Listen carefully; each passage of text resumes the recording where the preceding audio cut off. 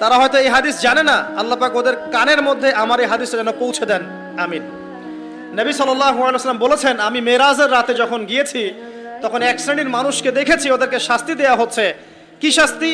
জাহান্নামীদের রক্ত এবং পুঁজ ওদেরকে খেতে দেয়া হচ্ছে।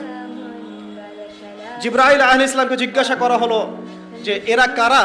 তিনি বললেন, এরা আপনার উম্মতের সেই সব ব্যক্তি যারা মাদকদ্রব্য সেবন করত। আল্লাহ রাব্বুল আলামিন তার হাবিবের মাধ্যমে জানিয়েছেন, যখন কোনো মুসলিম মাদক সেবন করে বা কোনো ব্যক্তি মাদক সেবন করে তখন 40 দিন তার নামাজ কবুল হয় না। এরপর যদি সে তওবা করে তাহলে আল্লাহ পাক তার তওবা কবুল করবেন ইনশাআল্লাহ। যদি সে আবারও মাদক খায় তওবা করার পর, আবার 40 দিন তার নামাজ কবুল হবে না। যদি সে আবার তওবা করে আল্লাহ পাক আবার তাকে মাফ করে দিবেন। যদি সে আবারও মাদক খায় আবার 40 দিন তার নামাজ কবুল হবে না। তারপর যদি আবার তওবা করে আবার আল্লাহ তাকে মাফ করে দিবেন। এরপরেও যদি সে আবার মাদক দ্রব্য সেবন করে, নবী সাল্লাল্লাহু আলাইহি ওয়াসাল্লাম বলছেন তাকে আল্লাহ রাব্বুল আলামিন পরকালে মৃত্যুর পরে তিনাতুল খাবাল পান করাবেন। তিনাতুল খাবাল। জিজ্ঞাসা করা হল, ইয়া রাসূলুল্লাহ, তিনাতুল খাবাল কি জিনিস?